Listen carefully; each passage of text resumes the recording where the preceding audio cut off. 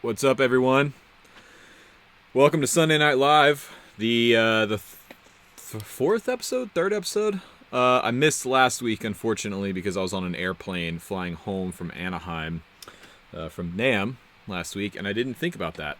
But we're back this week, so I've got slow mode turned on in the chat because it's been getting kind of out of hand with everyone's comments and not being able to read everything. So if it's incredibly annoying for everyone, let me know and I'll turn it off and we'll go back to normal. But yeah, as usual, I like to know where everyone's tuning in from.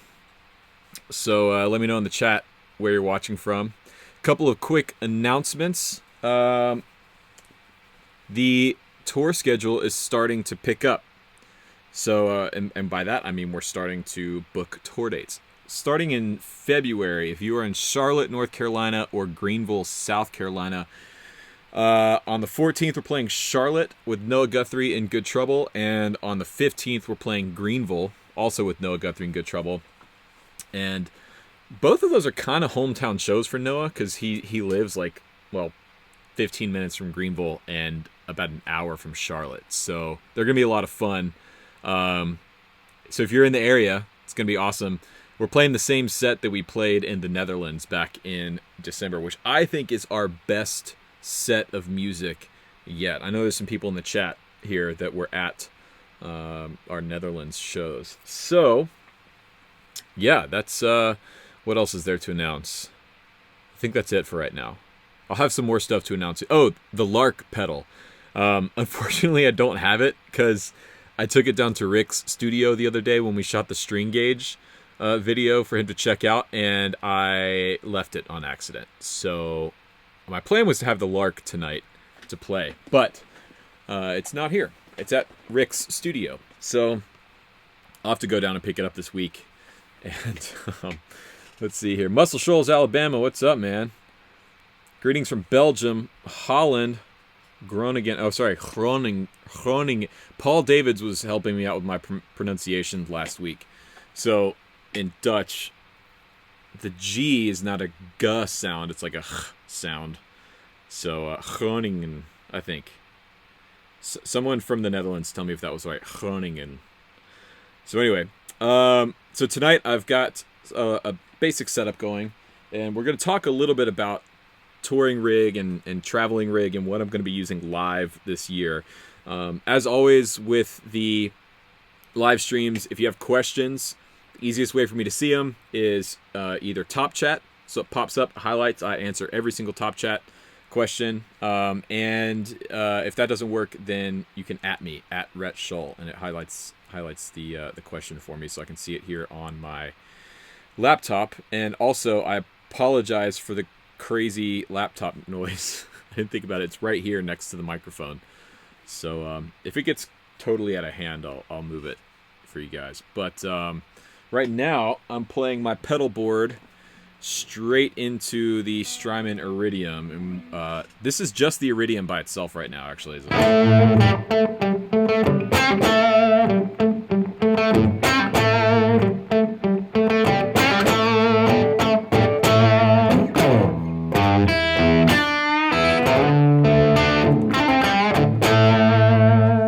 That's a pretty solid tone, man. I'll turn off the mic here so you can hear just the Iridium.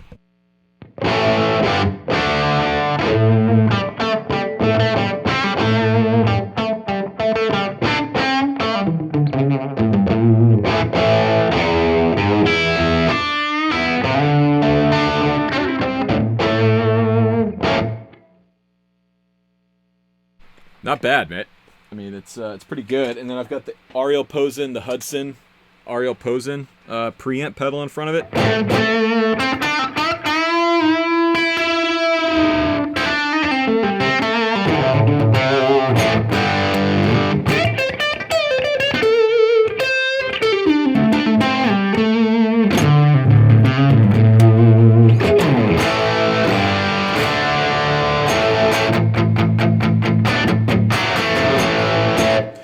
What gauge strings? These are the 9s. These are the 9s I put on the video yesterday. I shot and edited that video yesterday and put it out.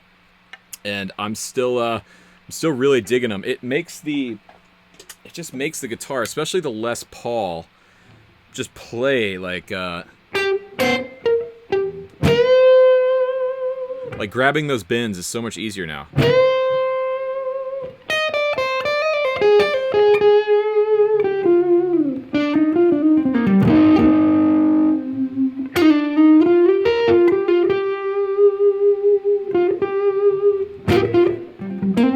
So yeah, I'm a believer. I'm a believer in nines now, man.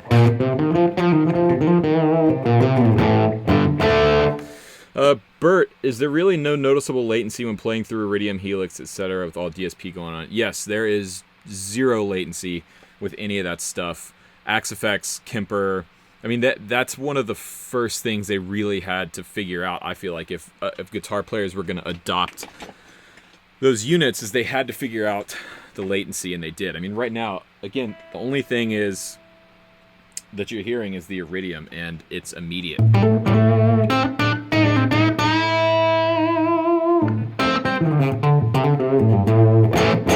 And I have a Zoom H6 right now, which is what you're hearing. You're hearing I'm talking into the mic on the H6, and then I have the Iridium left and right going into two of the inputs on the H6, and my in-ears are monitoring off of the H6, and there's still no latency. No perceived latency, at least.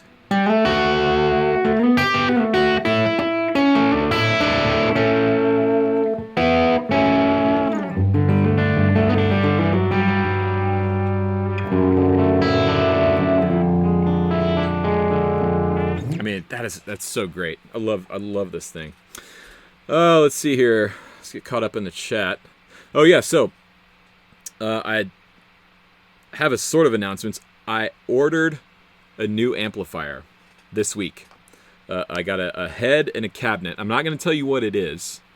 I'm going to make a video about it when it comes, but I'm unbelievably excited about it. Something I've wondered for a long time. If anybody in the chat can guess it and you get it right, it has to be the brand and the model of amplifier. It's something I ordered. I bought it. It wasn't given to me or anything like that. If you guys can guess the brand and the model, I'll give you a free T-shirt. And David SJ, help me stay on top of that. So whoever gets it first. Thomas in the top chat, what's up, man? Greetings from the Discord voice chat. Yes, that's right. If you check in the description, I have the channel Discord server going. It's grown a lot over the past couple weeks. And let's see, is there anybody in the voice chat right now? Let's shout out to everyone in the voice chat here. Aaron Kern, John Hurt, and Tommy Bosch. That's cool. So yeah, if you guys are Discord users, go check out my Discord server. But anyway, all right, let's see here. Let's look at some of these guesses. Fender Toemaster Deluxe. No, I already have one of those. Rev G20. No, I have the D20 right back here, but that's not the amp. Mike Sadler, thanks for the top chat, man. Appreciate that. Ace in the Hole divided by 13. No, that's not it. Remember, it's got to be the brand and the model. So I don't think anybody's gotten it yet. Let me back up here. Bad Cat 40 watt, no. Victory VC35, no. Princeton, no. Milkman 30 watt, no. Super Lead 59, no. Let's see. Strymon are about to release some multi-effects with modeling summer 2020. Where'd you hear that, Klaus? I talked to them. I talked to them at NAMM, and I specifically asked my Strymon guy over there, Jack. I was like, Matchless HC30, no. Dumble, no. 100 watt Marshall Super Lead, no. JCM 800, no. Friedman, no. Nobody's gotten it. Katana 50 watt, no. AC30, no. Klaus, can't say NDA. All right, so I asked my Strymon guy. I was like, hey man, off the record, no cameras, no nothing. What do you guys have coming up? Because they didn't announce anything or show anything at Winter NAMM last week. And all he would give me was, I can't talk about it. I was like, well, is it an Iridium like Mark II? Or is it like a Super Iridium? I can't talk about it. Is it finally the multi-effects unit that everybody's been asking for years? I can't talk about it. So, Two Rock, no. Milkman, no. Orange Rockaverb, no. Mario, early live today. Yeah, I'm gonna start doing the Sunday night lives earlier so that my friends in Europe, shout out to everyone in the Netherlands and France and Germany and everybody over there, that they can actually watch it. So it's not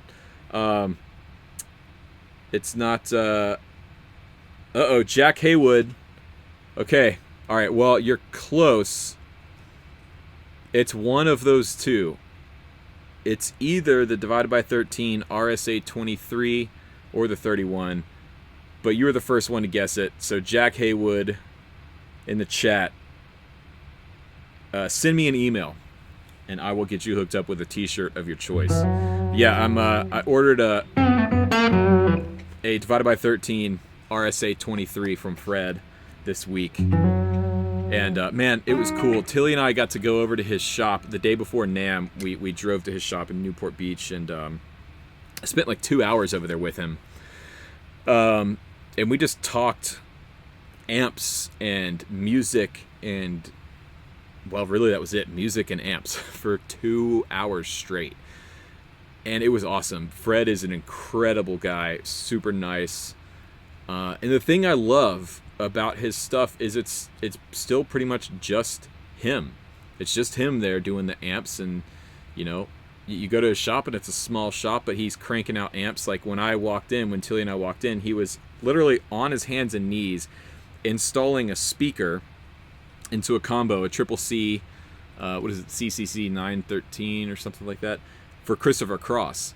And he was saying, yeah, Chris ordered 8 of these for his tour this year. He's gonna have 2 wet dry wet rigs and then 2 backups, and the wet dry wet rigs are gonna leapfrog each other. So he was literally on his hands and knees with a purple triple C combo, just like putting the speakers in. And he took 2 hours out of his day to hang out with us and talk to us. So I first played an RSA 23 at Tim Pierce's house last year, and Tim swears by that amp. And well, if it's good enough for Tim Pierce, it's good enough for me. So so I ordered one. It's going to be the inverse of my FTR. So my FTR is white with the black accents. The RSA is going to be black with the white accents, and I got the matching 212 cab. It's going to be sick. It's going to be like my dream live rig, having the FTR and the RSA together and the 2 cabinets. I don't know if I'll be able to take all that stuff live, because that's going to be a loud rig.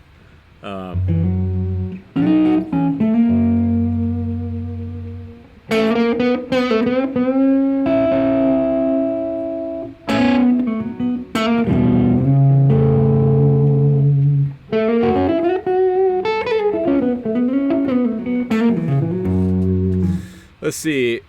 Jerome, why did I choose 9s over 8s instead of my guitars? That's a good question. So, to me, 9s were like the Goldilocks zone. When we were at Rick's the other day at his studio, we did from, if you haven't seen the video, we took his Les Paul, his 57 Classic Les Paul, and we went from 11s all the way down to 8s. So 11s, 10s, 9s, and 8s. And to me, the 9s were the Goldilocks zone, where you got the clarity and the tighter low end of the thinner gauge string, but they were still manageable. The thing about 8s, and anyone who has 8s on their guitar can probably relate to this, it's really, really easy to pull a set of 8s out of tune, especially if you have taller frets on your guitar. You can knock the 8s out of tune super easily. And I was finding myself, when we were shooting that video, I was having trouble with my intonation a little bit. And it's not something, I would get used to it with the 8s, but it was something I was having to think about. And I wasn't super comfortable on them.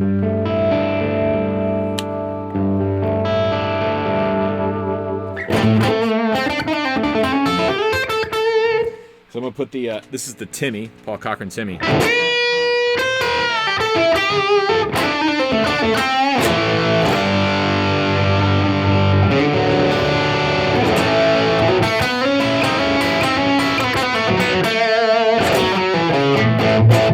But with these, I feel like I have a lot more control.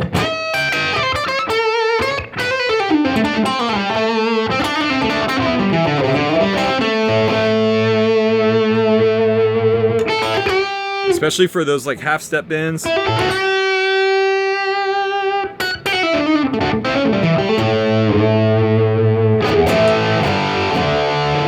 Jason Wade, will Noah's new stuff be out by February 14th show?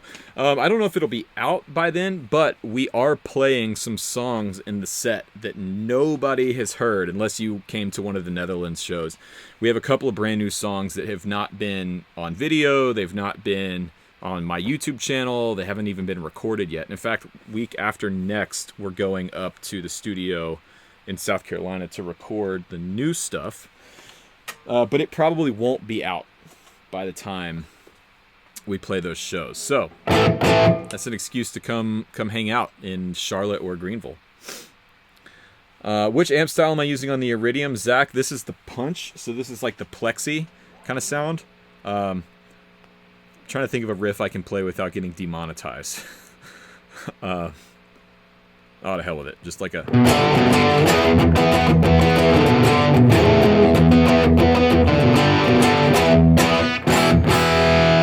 Also does the...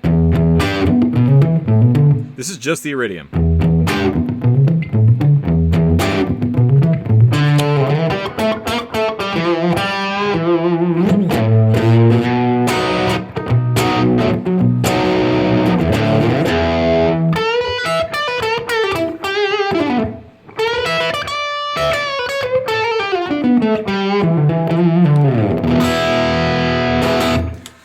Any gigs in Atlanta soon? Hopefully soon. I haven't played a hometown show in a very, very long time, so. Ben Coombs, what's up, man? Ben Coombs is also part of the reason that I'm moving this live stream to earlier in the day, because I forgot, and I shouldn't have forgot, because I was actually a guest on Ben's YouTube channel last year. He does a Sunday night live stream as well. And I ran into him at NAMM, and the first thing he said, he comes up and he's like, "I've got a bone to pick with you." I was like, what's wrong, man? He goes, you're live streaming at the same time I am on Sunday nights. Like, oh. So everyone, when we're done here, go check out Ben's live stream tonight.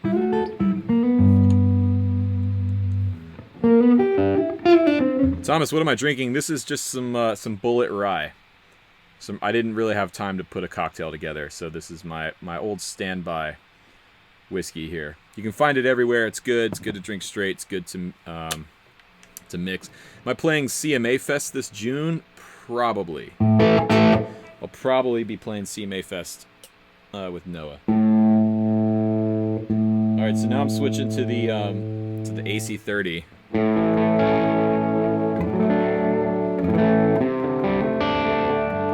Jay Wild, will the Lark be available only at Mythos, or will you be making them available at other guitar stores? Thanks, Joey. That's a good question. So originally, the plan was to only have them available through Mythos, where you could only get your hands on a Lark through Zach. But thankfully, the demand for them has been high enough that we decided to go with some dealers. So he was telling me at NAMM last week, there were a bunch of dealers that came to the Revolta Novo booth and were asking for it. So I think, I don't know how many have been pre-ordered, but it's a bunch. So thank you to all of you out there that have pre-ordered the Lark. They're going to be shipping in early March, I believe. So if you're interested, I'll drop a link here in the chat in just a second.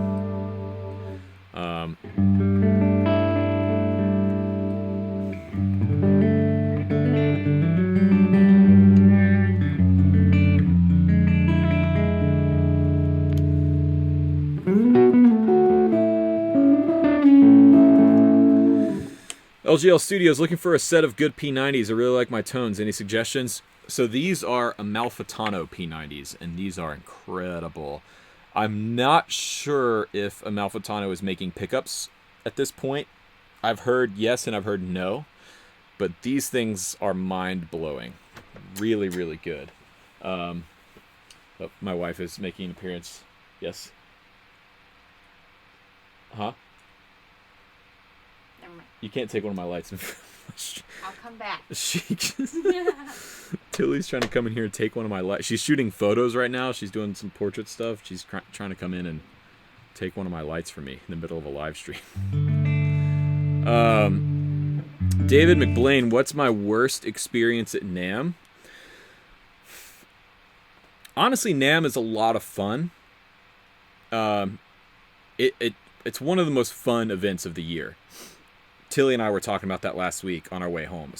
It's just so much fun. You get to hang out with your friends and play with gear and go see shows, and it's awesome. Probably the worst thing is the noise, especially in the drum section and the guitar and bass section. It's punishing. It's so loud, and it's not like loud like a gunshot loud. It's just, it doesn't stop. It like overwhelms you, which really sucks.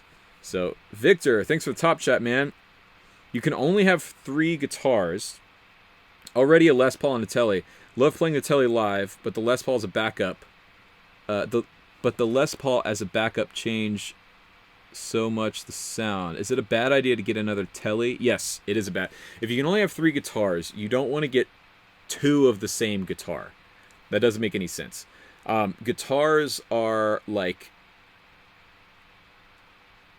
I don't know. I don't do visual art at all, but I imagine they're like paintbrushes where you have different paintbrushes for different jobs and different techniques. They're a tool. They're a tool for a job.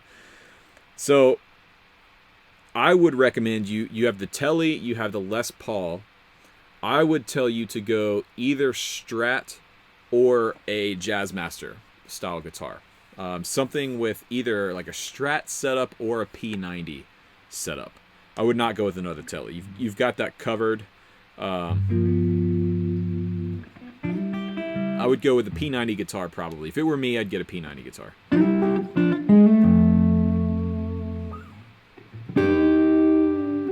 Somebody's asking, am I going to South by Southwest? No. We neither Noah or Jesse got booked for South by this year, so I haven't been in like 2 years or 3 years maybe.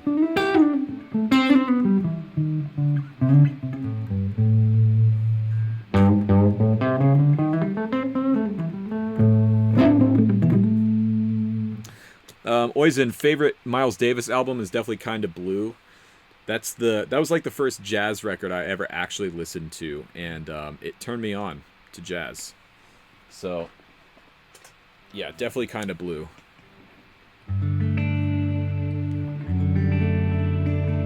Will the Lark ever be sold at Andertons or anywhere in the UK? I don't know what dealers there are currently, but I know they did a video on it. They did a video on my pedal and RJ's pedal. So I imagine they will be a dealer. And I know Zach is going over there next month or in a couple of weeks. So maybe. If they're not, go over there and bug them about it until they become a dealer for it.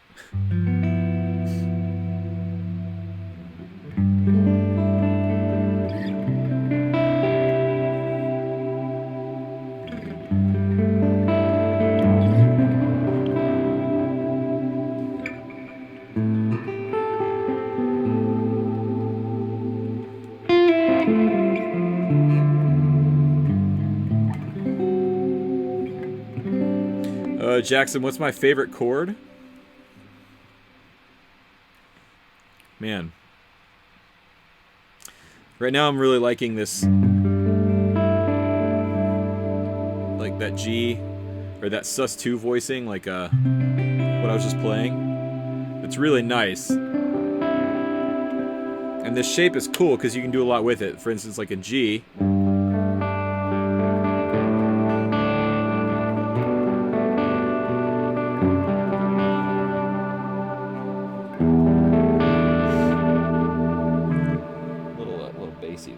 Some of that.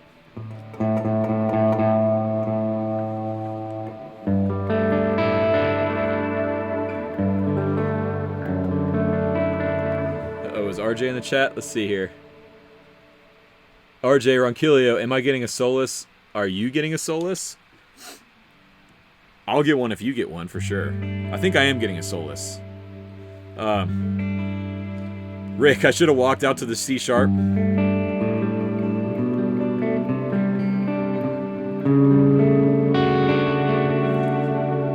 There you go.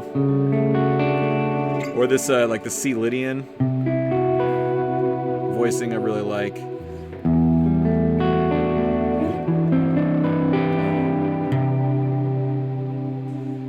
That's a really nice one as well. Or a, I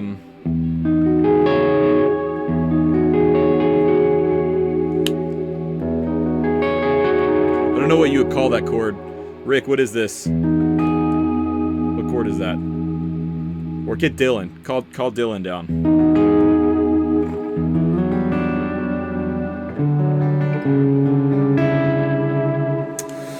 Okay, let's see. Let's get caught up in the... How's the Revolta baritone? The baritone is awesome. RJ, you are getting one. Are you going to get the M1 or the F1?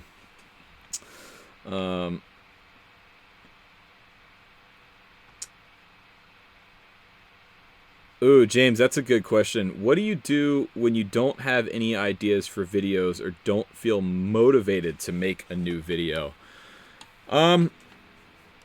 Honestly, I don't force it. If I don't have an idea for something, I don't try and make something. I've done that in the past, and they've never turned out right. And in fact, most of the ones, I don't know that I've ever posted. I don't know if I've ever posted one of those videos. I have several videos that I've made that I sat down, shot, edited, got all the way to the end, spent hours and hours on them, and went back and watched and just said, that's not going to work. I don't want to put that out. So, yeah, if you're not feeling inspired to do something, trying to force the creativity is never going to work. Now, the opposite also is not true. I don't think you should only wait for a moment of inspiration to strike in order to work.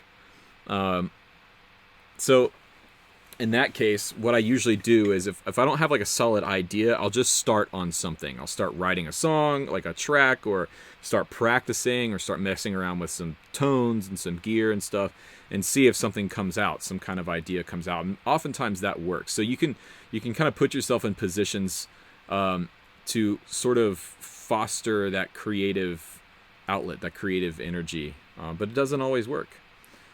Harrison Cross, thanks for the top chat, man. Wanting to gig in your hometown, Nashville, after I get to that point with lessons. Where should I look for a teacher? Currently self-taught with this instrument so far. Ooh, that's a good question.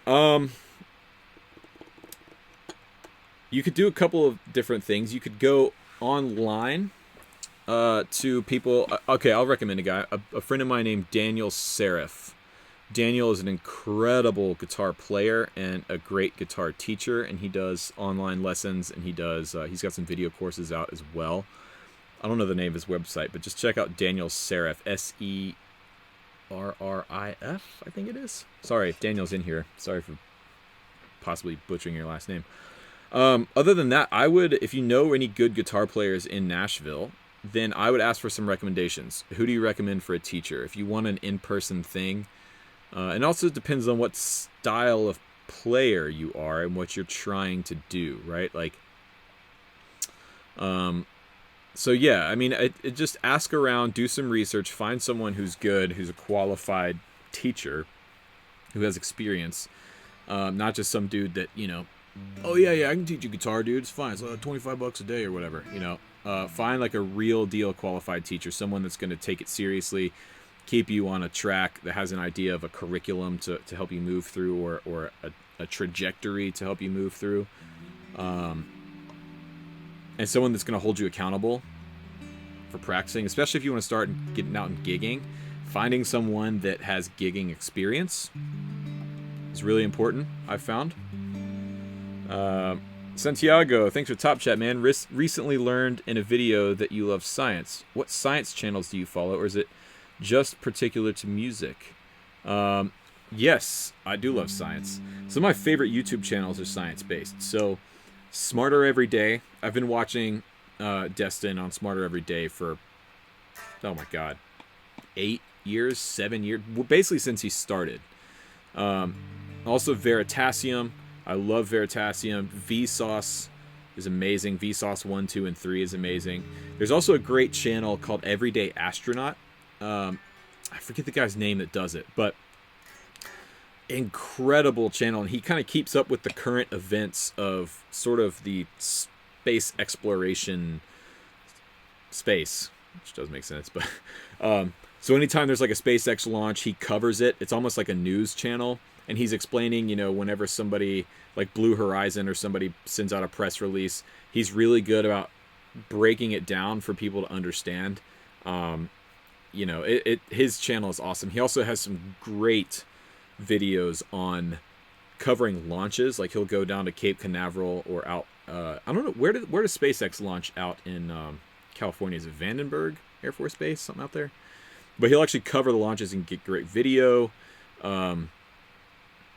Yeah, so those are probably my top. Oh, Tested, Adam Savage. I was a huge Mythbusters freak when I was a kid. I watched all the episodes. And so Adam Savage from Mythbusters has a YouTube channel called Tested, which is amazing. Yeah, there's a lot out there, man. A lot. All About Guitars. Jerry Cantrell. Love Jerry Cantrell. I almost bought a Jerry Cantrell wah a few years ago, and I didn't have the money for it, and I went back to get it, and it was gone. So maybe that's a... And he was actually at NAMM. I saw him at NAMM at the Gibson booth. I didn't get to say hello to him, but he was there. I was kind of starstruck a little bit. David, let's see. You have a Johnny A, completely hollow. Wondering if you or Rick had any thoughts on how gauge changes tone on solid versus semi-solid guitars. I actually just swapped the strings on my Mirus to 9s like an hour ago, and that's a semi-hollow guitar. Now, obviously, I'm not going to be able to do like a comparison because this is live, but let's see here. Is it in tune? Nope.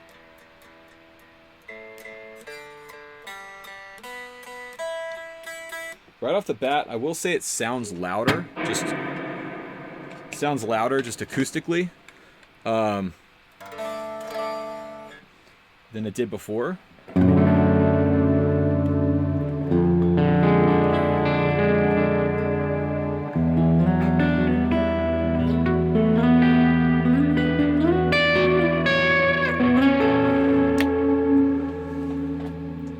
Turn some of that reverb down.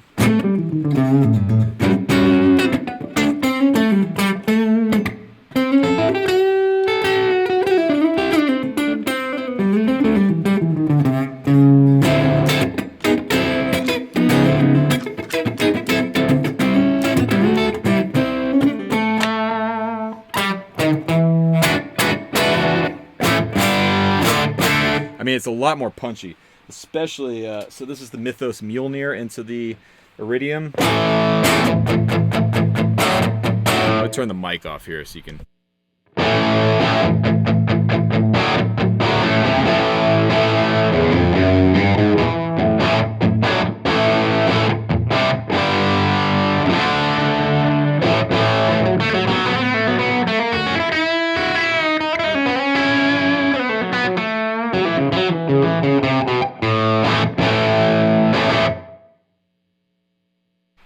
Yeah, it's more punchy. It's the same thing across the board, right? Tighter bottom end, more clarity in the top end. You can get more control over your bends and things like that.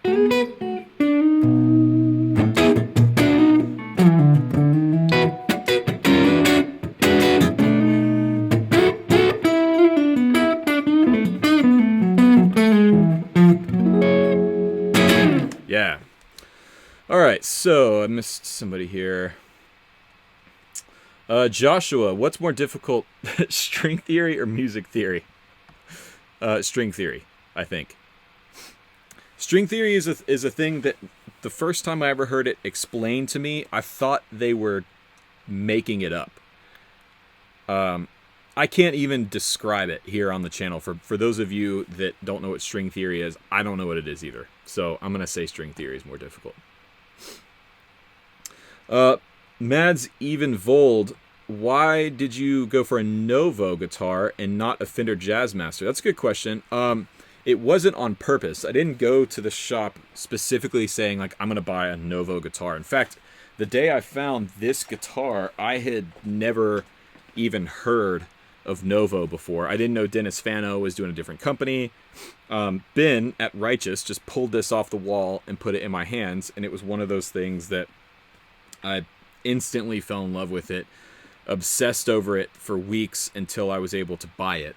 Sold 2 guitars, blew out my savings account, put $1,000 down on a credit card, and it's the best purchase I've ever made. So I didn't go to the shop saying, "Oh, I'm not buying a Jazzmaster, I'm buying this."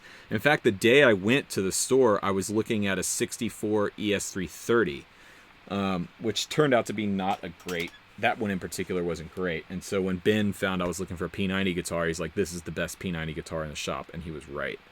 And then I fell in love with Novo, and I have 3 of them now because they are incredible. So let's see here. James, get to Tilly for Tilly Burst. She's working right now, and I don't think she wants to be on a live stream. But yeah, this is the Tilly Burst. And for those of you who don't know, the reason it's actually officially called the Tilly Burst at Novo, and it's because my wife Tilly spec'd the color out on this. The white, the aged white over 3-tone sunburst. And the whole guitar, by the way, is sunburst. Underneath this white, all of it is a 3-tone burst on both sides, and then with the black walls. So that is the Tilly Burst. You want to talk about your touring gear, right, Rhett? Yeah, you're right, I did. So I started talking about it a minute ago. So I ordered a new amp, got the RSA 23 and the 212 cabinet. So that's going to be that, and sorry, I got an eyelash in my mouth. It's gross. Excuse me. So that and the RSA or the FTR 37 are going to be kind of my 2 main go-to session amps. Well, that and the high watt. So I've got 3 amps now that are my go-to session and somewhat touring setup. The FTR has got the Fender thing covered. It's 6v6s. It's like the ultimate Fender sound. Basically from everything from Blackface, Deluxe, and Twin Tones all the way up to raunchy tweed, super-esque kind of stuff. And then the right click channel will actually get kind of Marshall-y. So think JTM 45 and early Plexi style on the right channel. The RSA 23 is completely different. It's KT66s. It's more open, more chimey, kind of more in like an AC30 style-esque, maybe. And then the high watt. This high watt, the Custom 20, is actually like more like an 18-watt Marshall, sort of. It's kind of its own thing, though. So between those, I've got the amp thing covered. And then probably going to be sticking with the Helix set system. For lighter fly dates, this is the board that I built to take to Holland, and this thing is incredible, man. The HX effects with the 2 drive pedals, these are just in the loop, the effects loop of the HX effects. Honestly, man, this is all the pedal board I would ever need right here. This is everything I would ever need in a pedal board, minus a DI solution. Something like the Iridium or the HX Stomp or the Lark even. So let's see here.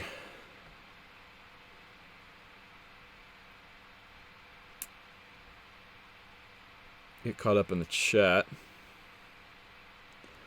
You can't stand pre-distressed anything. Your knees hurt. My knees hurt. Well, then these guitars... Actually, Novo does clean stuff. I like the distressed thing. I definitely like the distressed look. It's the look thing, and it's also a feel thing. Like, the guitar feels broken in and worn in, and I'm not worried about it. I'm not super precious about it, you know. I don't care if it gets dinged up or scratched up.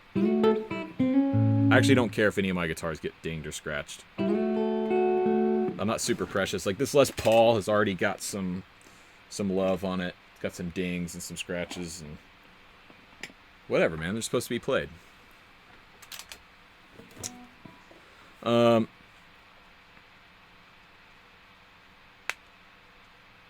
Jacob Roan's looking to find some new fuzz tones. Playing in a post-punk band that needs some more meat to it. Yeah, for like post-punk sound. Where is it here? Stand by. All right. Jam Pedals Red Muck. This is what you're looking for. Think Smashing Pumpkins kind of vibe. Let's see, how easily can I get this patched in here? Pretty easily. Let's patch it in.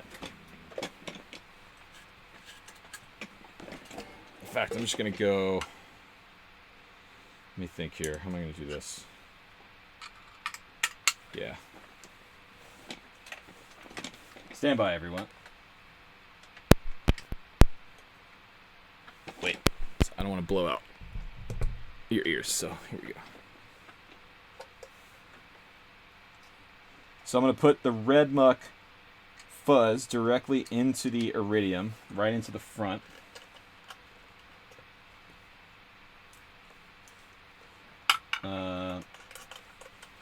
Yep. Then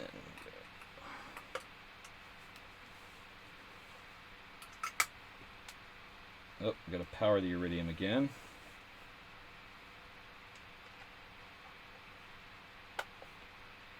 Okay. There we go.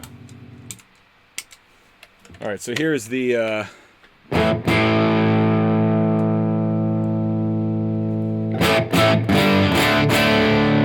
so that's just the iridium by itself, and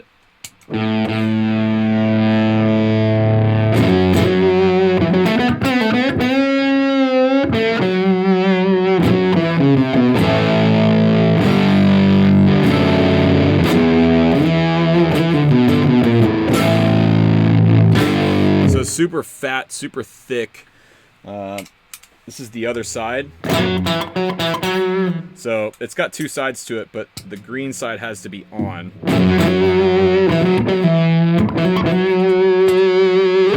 That's like an extra gain stage. I'm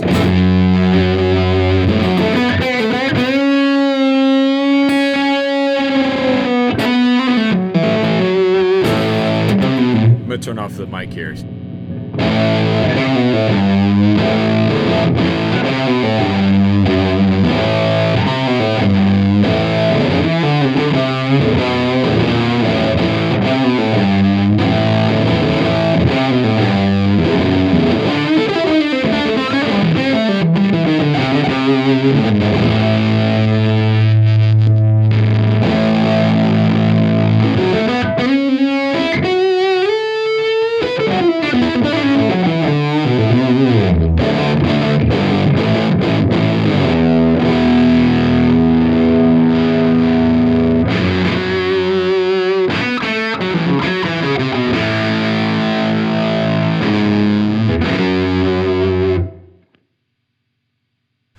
Fuzz is my favorite thing ever. Yeah, so the Red Muck from Jam Pedals. That's what you're looking for, I think. It even does the... This isn't the right guitar for this at all, but like that.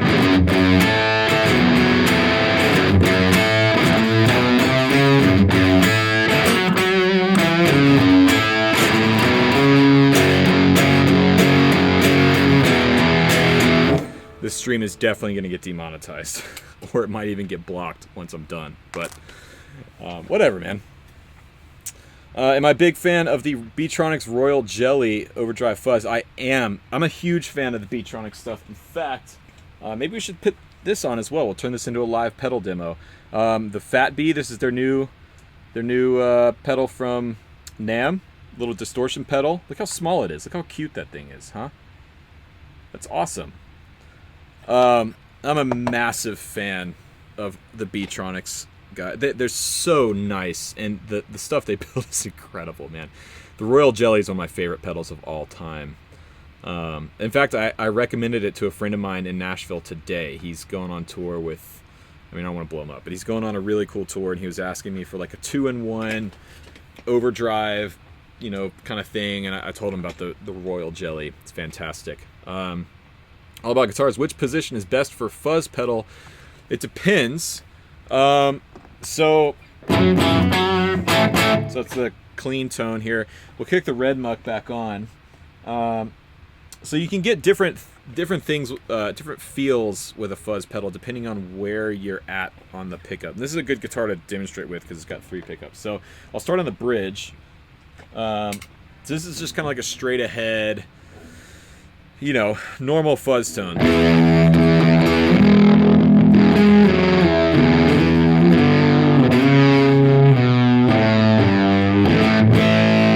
Now if I swap to the neck, you'll hear it's a lot thicker. You get...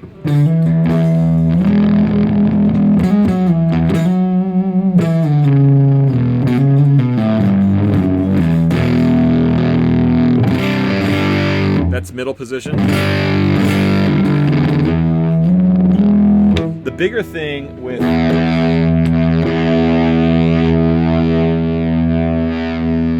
the bigger thing with fuzz, though, is it's less about what pickup you're using, and it's more about your volume control. And really great fuzzes interact with your volume really, really well. So this is volume all the way up. Now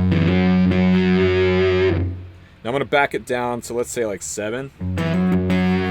Totally different sound. I'm going to turn the mic off here so you're just hearing the pedal.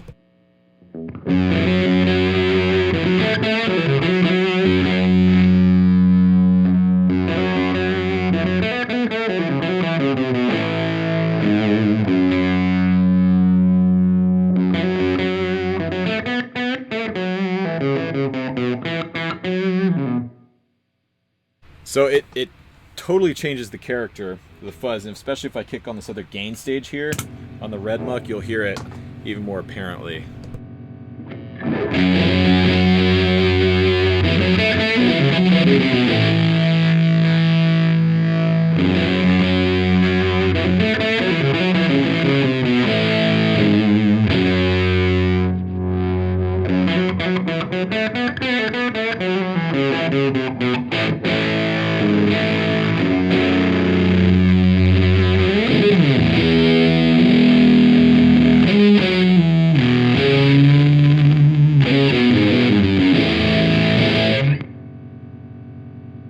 Yeah, great, man. It's so great.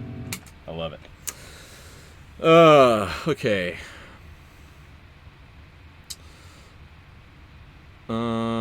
So far behind in the chat. Sorry. Will I be able to do a full setup tour one day, i.e. studio and live? I don't know. Would anybody be interested in that? Like a rig rundown kind of thing? I've done one from my studio. I did one last year, but I'm about to change my studio setup after tax season. I'm about to change around some stuff back here. So let's see here.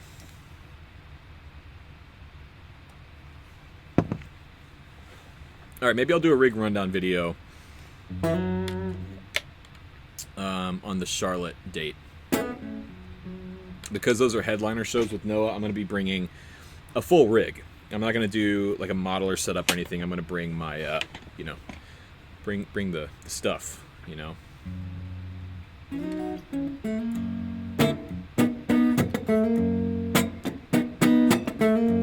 Is it true that I'm also a cyclist? I am. I picked up road cycling last year. Tilly and I both did. I picked up road cycling last year. It's a lot of fun. I actually need to get back out on the road. I haven't ridden in a while.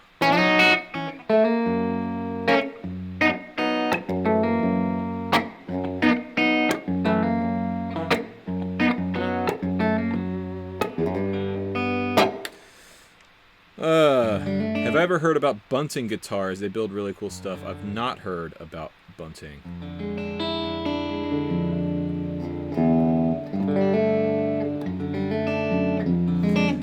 You wanna? Yeah, let's hear the Fat B. Maxie is asking for the Fat B. Let's do it. I'm gonna turn this off so I don't blast you guys. And if I was smart, I would have put a camera down here, but I'm not wearing any shoes right now, and that's the worst thing ever. Have you ever seen videos on YouTube or whatever where people demo gear in bare feet and they're stepping on pedals with their bare feet? It's awful. Don't do that. All right. So we go back to the sound we had with the Iridium. Wait.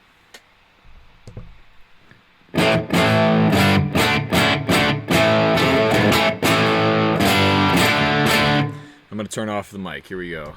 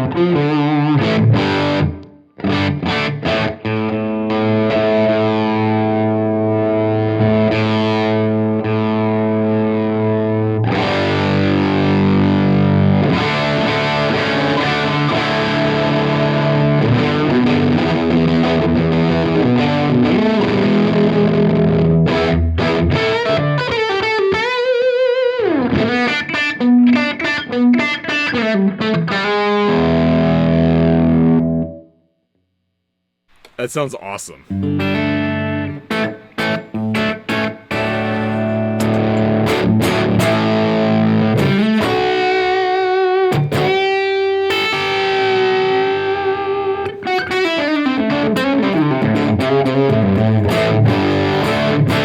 I will be blown away if this video doesn't get taken down as soon as I'm done.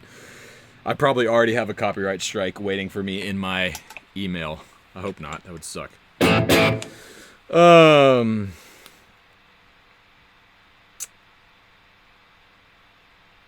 Let's see here.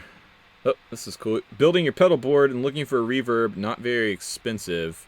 Depends on what type of reverb you are looking for. If you're looking for something, I mean, the Hall of Fame, TC Electronics, I think that's probably your best bet for like a great budget reverb that sounds amazing, has a ton of features. So yeah, I'd look at the Hall of Fame personally. Let's hear the Fat B. Somebody was asking for the Fat B with the Lester Pulphus here. Ooh,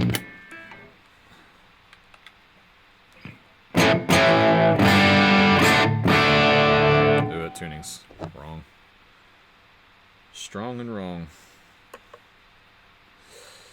Have you noticed a tonal difference on clean tone when you move to nines? Yeah, Chris, I have. And it's not as apparent as when you're using an overdrive, I found. But generally you have a tighter low end. It's it's not thin, like you still have bottom end, but it's tighter and more focused, and you're just getting more clarity, especially on a humbucker guitar like this Les Paul here. You're getting more clarity in the upper mids. Like on that neck pickup, I'm getting more. It sounds more like the guitar to me.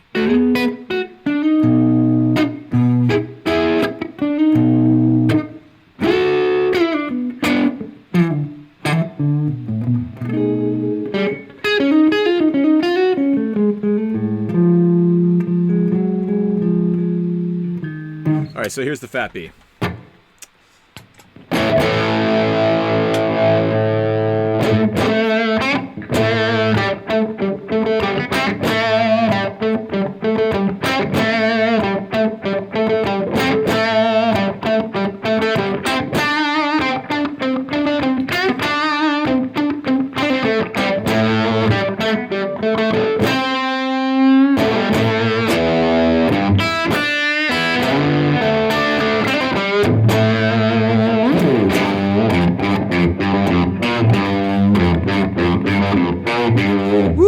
feels good. See, with 10s, that would be more muddy. You wouldn't get as much of that attack.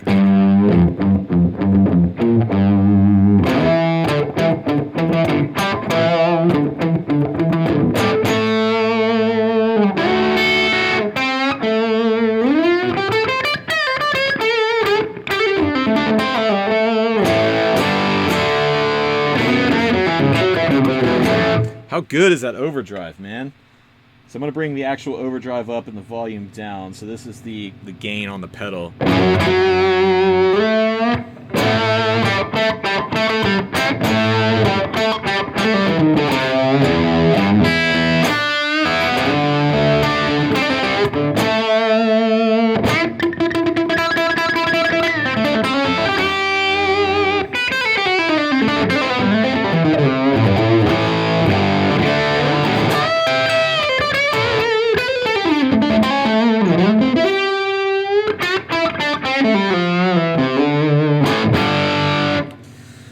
Okay, that doesn't suck. Is Rick back on here again? Let's see here. Rick Beato, not a fan of the clip-on tuners. I'm leaving it on just for Rick. I'm here. See this, Rick? Just for you, man. In fact, let me turn it around for you. I'll leave it on. Here. There we go. So everyone can see right over that Gibson logo.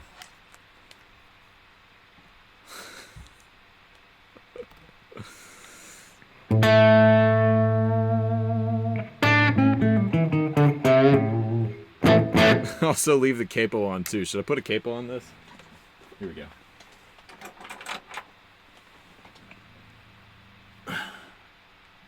There we go. Perfect.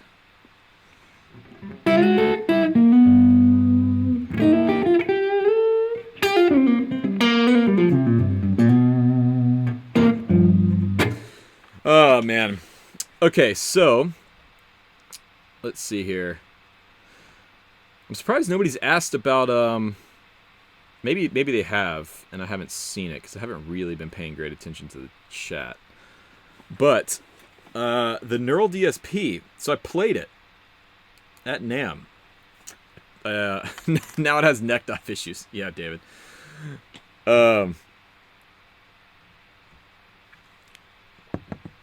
Yeah, I checked out the Neural DSP thing, and I have some thoughts. I'll have Rick unsubscribing. Yeah, so I got to play it, and Doug from Neural and Dark Glass, super nice guy. He it was great, man. He sat with me and we went through it. I have it on video. I don't know. I'm probably gonna save the video whenever I'm able to actually get my hands on one, and I'll do a should you buy episode. So it's interesting. I think it shows a lot of promise, but it's not ready. And I understand that. I think they were trying to capitalize on the Winter NAMM and all the buzz around Winter NAMM. And they probably were thinking like, man, we have got to get this thing out by Winter NAMM, which I agree with. I probably would have done the same thing if I was running that company. That being said, the options that they had on there, the software was pretty limited. Like there was only a couple of amp models. There was only a couple of effects working. And the effects and amp models that they had on there were not really my style. It was mostly high gain stuff, which Neural DSP I think has mostly been geared towards. But I think they're moving into kind of the wider guitar market in general, which I think is awesome. Josh Smith, what's up, man? And they're moving into the wider guitar market, which is cool for players like me that aren't super high gain, like metal players. It shows a lot of promise. So the first thing I really liked about it was the size. Like when you actually see it in person, it's maybe that big. So it's perfect. I mean, it's a little bit bigger than an HX Effects, I think. And it's been a week and a half since I've seen it. So, it's a little bit bigger than this. But what that does is it gives you the ability to put a board like this together, where it's a neural DSP on here with a couple of pedals and a power supply, and you've got one hell of a setup. I like the touchscreen. Touchscreen was cool.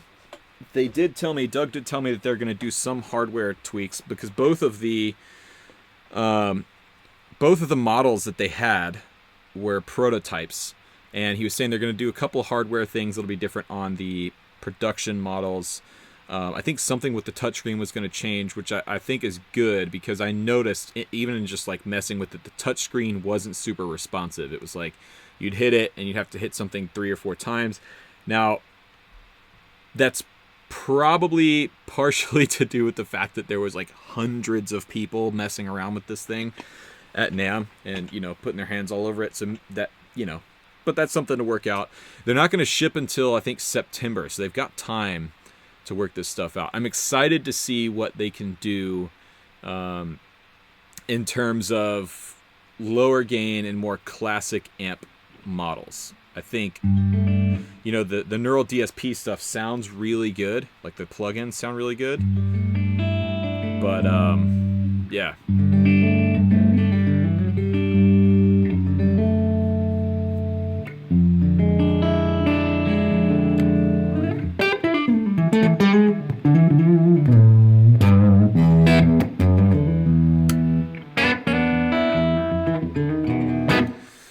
Oh, man.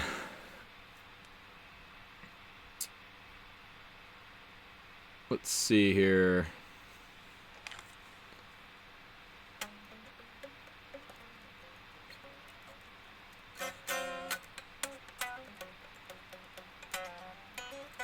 I did check out the Pod Go, the Line6 Pod Go. It looked cool. I haven't played it yet. I was supposed to put a preset together for it, which I think I'm supposed to still do. So if you buy a Pod Go, there might be one of my presets on there, which would be very cool. It's cool. It's like a lighter version of a Helix, basically. It's like a Helix Lite. But I don't know what they're going to retail for. But I think as long as it's a fair price, it'll come in underneath the Helix and Helix LT and HX Stomp. I think it'll be really, really nice. Somebody's asking for a slide on the 9s. Let's try it.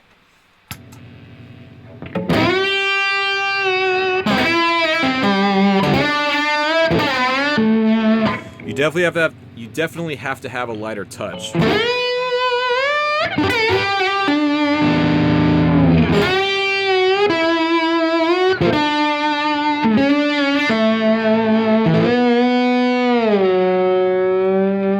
It's easier to fret out, so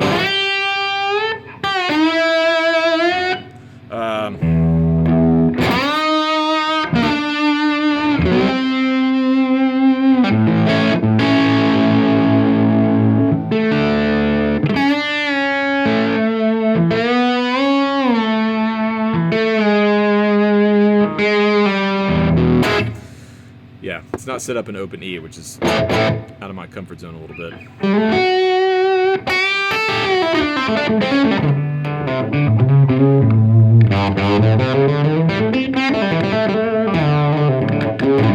What happened to my HX Stomp mini board? I need to get another power supply for it. I cannibalized the Chalk's DC7 to put together my HX Effects pedal board, and I'm going to make a change to it. I got my hands on, for the HX Stomp board, I'm going to put a MIDI controller on it. The Morningstar MC, is this the 6? Yeah, MC6. Really, I think to utilize that HX Stomp board for what I want to do with it, I need the MIDI controller. So I'm going to pull the GFI Specular Tempest off the board, and I'm going to put the MC6 on there. I just have to get a new power supply.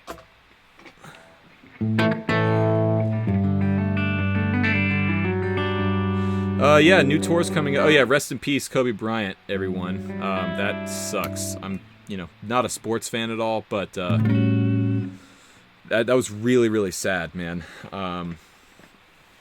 Helicopters. I don't know. That's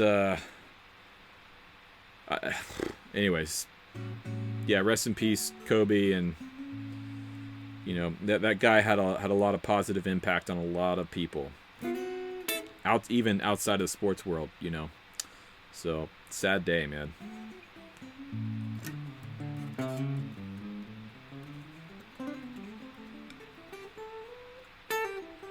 But somebody was asking about upcoming tours.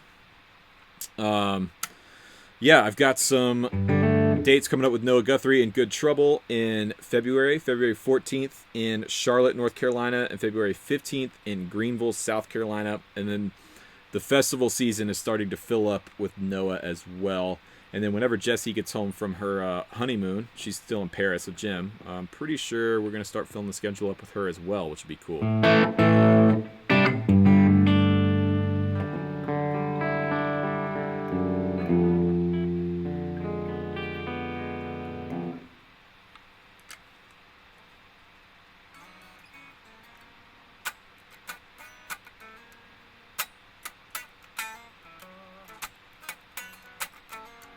From a former aviation guy, generally stay out of helicopters unless you are already injured. Are they that dangerous? I didn't think they were that bad, but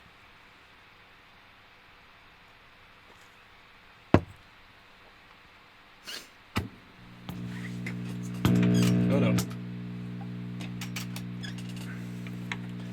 So yeah.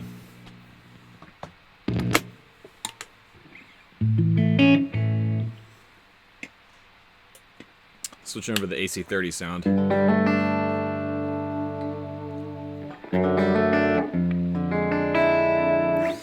See, what are, we'll take a couple more questions here. What are 3 amps you have that you wouldn't take on tour? Honestly, none. I play everything I have. I'm not a collector. I don't have that mindset of buying something to kind of just sit on it and hold on to it for a while. I buy stuff to use it. And yeah, so I take everything I have out on the road. So with that being said, I do get a little bit more selective. Like with this guitar, for example. Well, except the Skylark. Andrew, yeah, you're right. The Skylark is just too fragile to take on the road. Which is why part of the reason we made the pedal. We made the Lark. But this guitar is really, really special to me, so I'm more careful about where I take it now, just in case, you know, something bad happened to it or it got stolen. If this guitar ever got stolen, I would absolutely employ everyone on the internet to track it down and find it. I mean, it's a unique piece, so yeah, it would. You know, I've been watching The Mandalorian, and so I'd go full on, you know, hire someone to hunt it down, basically. Hire the Mandalorian, Mando, to go find this thing.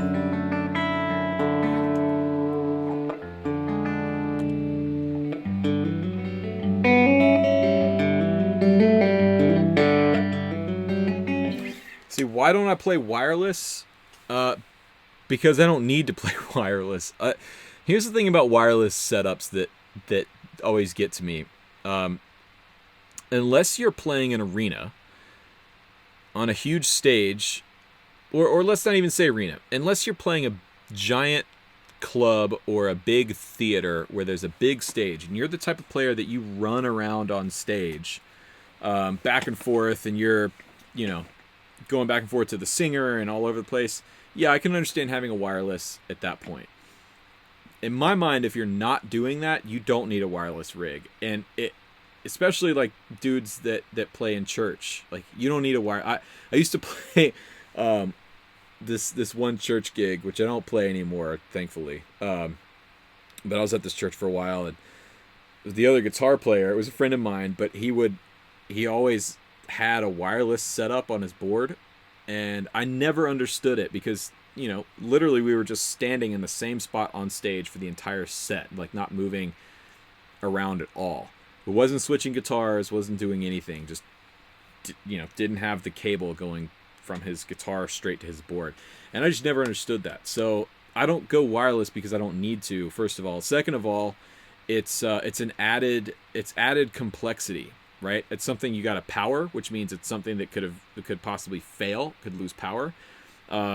You're dealing with RF interference, especially in certain environments. If you're in a city, if you're on tour, you're in a different city every night, you're dealing with different RF interference every night. That's something else you have to worry about. It's unneeded complexity. Again, if you're the type of player that's running around on stage a lot, sure, I get it. That's what that's for. But, you know, and also a cable just sounds better. You know, sorry if I'm, you know, getting anybody fired up in the chat, but yeah. If you're a church player or like me playing small to medium-sized clubs, you know, occasionally big theaters, maybe once a year, like an arena tour, but you're opening for somebody, you don't need a wireless rig. I'm sorry. It's just my opinion.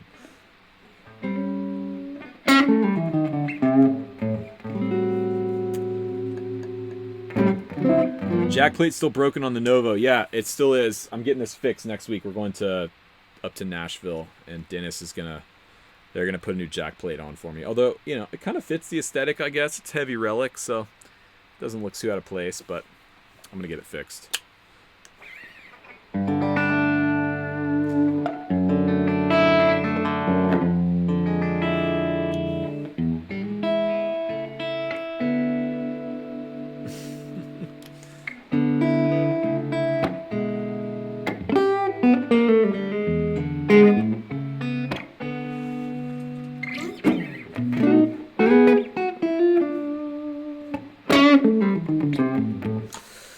Oh, man. Okay.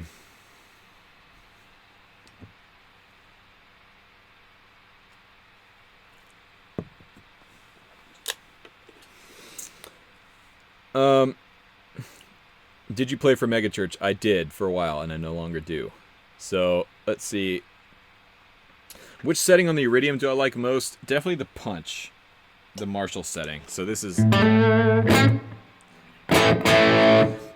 It sounds like the way I set that Tweed amp up to me. Like, that's a great tone.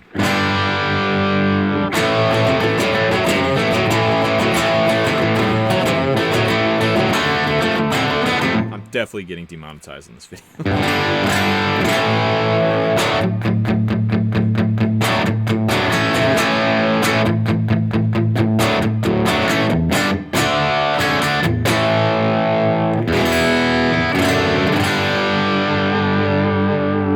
With the fat D in front of it.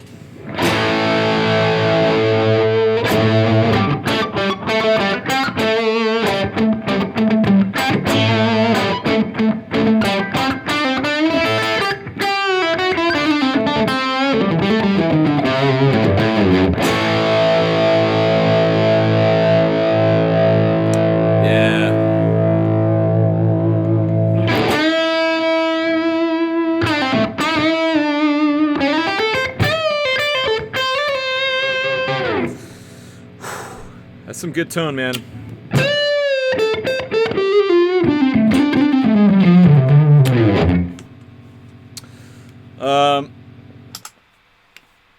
You posted on strings this week. Any preference on brands? You know, I was actually thinking about doing that.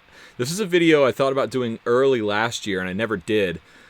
The video idea is to basically just go and buy one pack of every different type of string brand out there and just try them all out to actually, because I've never done that before. I've never tested different brands of strings back to back. These are Ernie Ball Slinkies on here right now.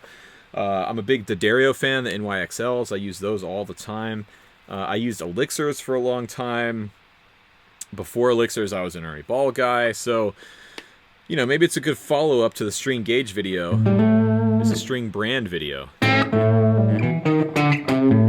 I feel like to do a really comprehensive test, though, you would also have to test the durability over time, which means that test, it would have to be the same guitar, played on the same rig, the same amp, so nothing else is changing that way. But then you'd also have to leave each set of strings on that guitar for a certain amount of time. If you really wanted to get scientific about it, because you'd have to measure how long each set of string lasted. So you'd have to have the same person playing it with the same body chemistry, like, you know, same pH level, and there's sweat and everything. Because I tend to, whatever is in my hands, whatever, you know, I guess I have super acidic hands or something, because I chew up strings. My hands will just destroy a set of strings. Whereas Rick can put a set of strings on his guitar and leave them on there for a year, and they're fine, you know. So, but I'll go over to Rick's studio and pick up one of his guitars, and then the strings are dead the next time I go back over there. So maybe it's something I'm eating. I don't know.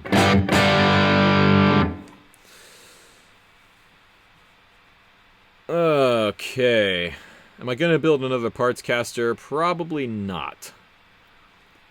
I'm not good at building stuff. In fact, if you watch that parts caster video, it's a miracle I didn't actually destroy the neck that Warmoth gave me for that. I almost did. And Dave, when I took it over to Dave, he was just blown away at how bad I was at it. So I'm not a parts caster guy for that reason alone. Just not good at building them. David SJ, who's in the chat, he's a big parts caster guy. He's got several of them that he's built that actually look really nice.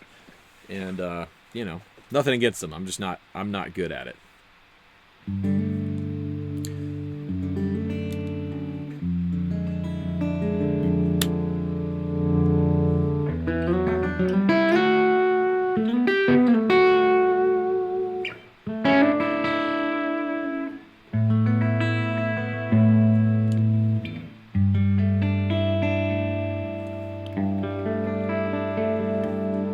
All right, cool. Well, everyone, we'll go for about another 8 or 10 more minutes here.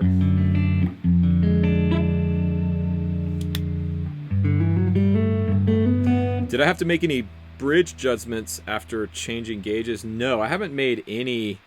I haven't made any changes to the setup on any of these guitars, and they feel fine. Like, I'm not getting any fret buzz. I'm not fretting out anywhere.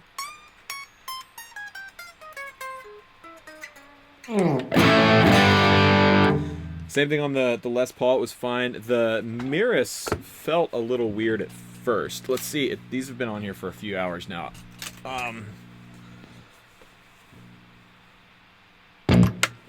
So, getting a little bit of, it's not really fret buzz, but it is, that A string is slapping the fret a little bit. God, that just sounds good, you know?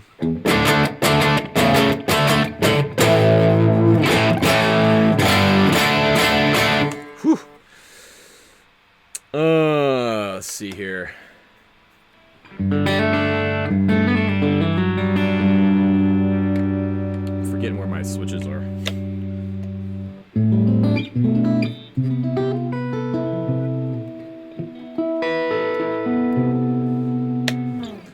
Philip, any opportunity to say hello to you and the band at the upcoming Noah Guthrie Good Trouble shows, Charlotte specifically? Yeah, so if you come to one of our shows, we usually hang out after the set. Noah's off doing the merch thing at the merch booth after the show, and it's cool. That's one of my favorite things about playing small clubs, is it's more intimate, and you get to actually meet people and hang out with people, which I actually dig. So, yeah, come to Charlotte, come to Greenville, hang out, come hear the show. Hopefully, I might have my new amp by then. We'll see. It's going to depend on when Fred can get it done. How many orders he has before mine. Can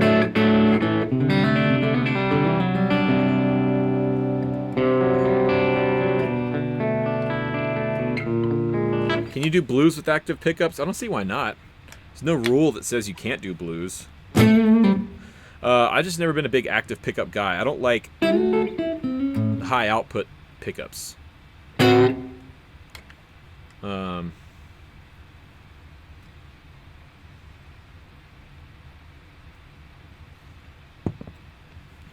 Let's see, Arthur, what headphones am I wearing? These are my in-ear monitors. These are Ultimate Ears.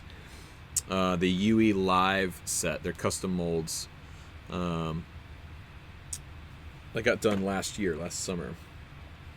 Favorite low gain pedal, that would be the Greer Lightspeed for sure. That's probably one of, if not the best pedals I've ever owned. I'm gonna get Nick Greer on the channel soon, actually.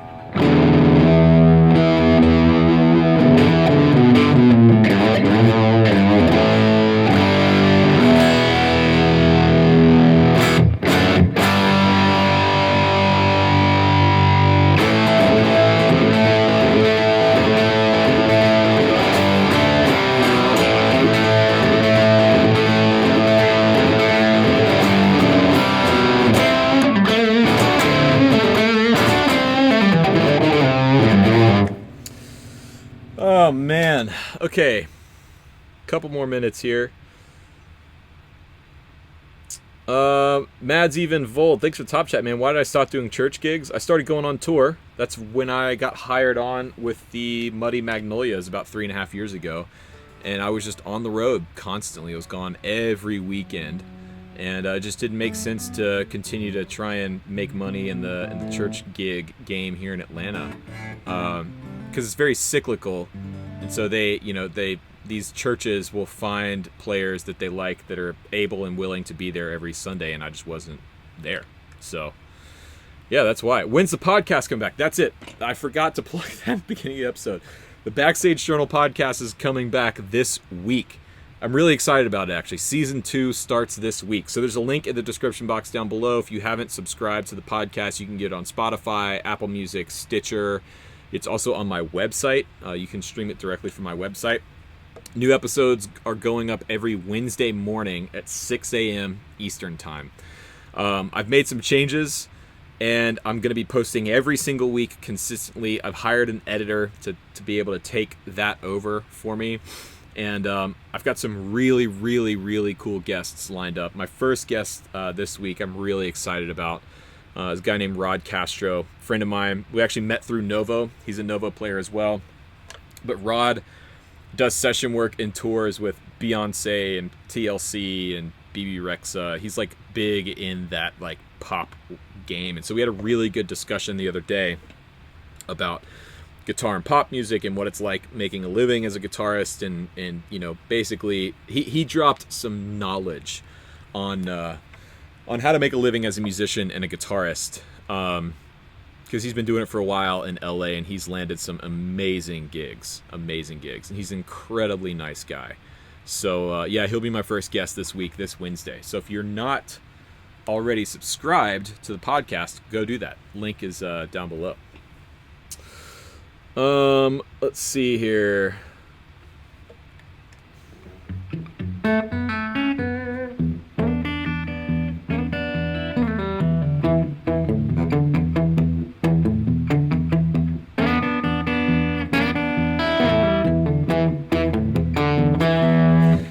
Have I ever tried String Joy strings? I have. The Revolta that they set up for Joey Landreth has his baritone string gauge set on it, and those have String Joy strings on them, and they feel great. They sound great.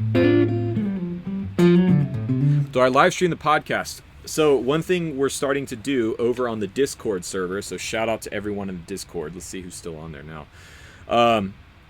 People in the chat room, Aaron, James the guitarist, John and Tommy are in the chat room. So over on Discord, the people on Discord are awesome. So late last year, they figured out a way using bots and everything. I'm not super hip to it. Discord is new to me, but basically they are doing a live premiere of each new podcast the day it goes up over on Discord, where everybody signs onto Discord at the same time, and they have a bot that streams it, and they all listen to it together. And it's cool. We did it last year on one of the last episodes. We did it, and it was awesome. So sign up for Discord if you're not already. The link is down below. In fact, I'll just drop it in the chat here. Hold on.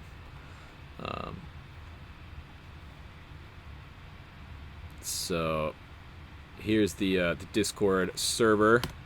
People can jump in. there's people in the chat room right now, which is cool. So I might jump in there briefly after this live stream is done here in a minute. But yeah. Any guitars stand out from NAMM this year, David? Yes, the new Novo Solus, the single pickup Novo that they just dropped, is sick. I'll be getting one hopefully pretty soon.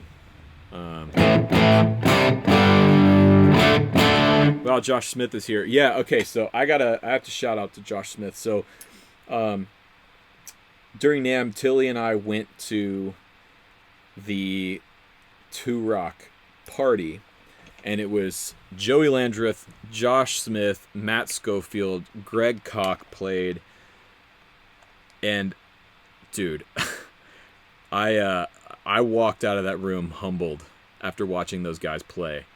I mean, Josh Smith is, without a doubt, one of my favorite guitar players ever, and to see him play in person for the first time was it was magical. He has such a control and authority over the guitar. I mean, he's one of the best guitar players alive, for sure. I mean, he's incredible. Great singer, too. He's got a great voice, a great feel. And then Joey Landreth got up, and I was fangirling super hard over Joey's set because not only is Joey an incredible player, he's got a great voice on the guitar with the kind of the hybrid slide fretted playing that he does so well.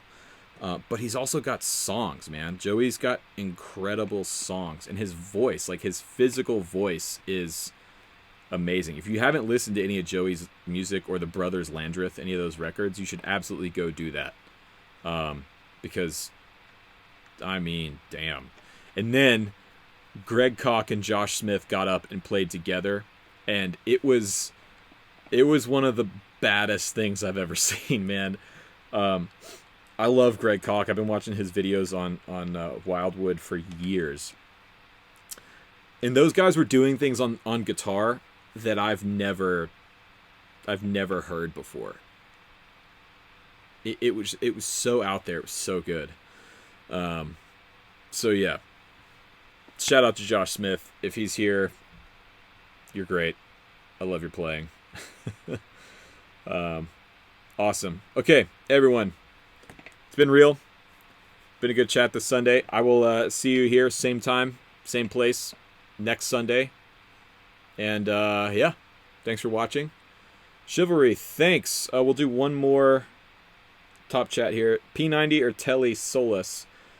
Definitely going to be doing the Telly bridge. I think that's the F1, the Solus F1. So, yeah. Hopefully soon. We'll see. I got to talk to Dennis, but we'll see. Cool. Thanks, everyone. Have a good week, and I will see you on the next one.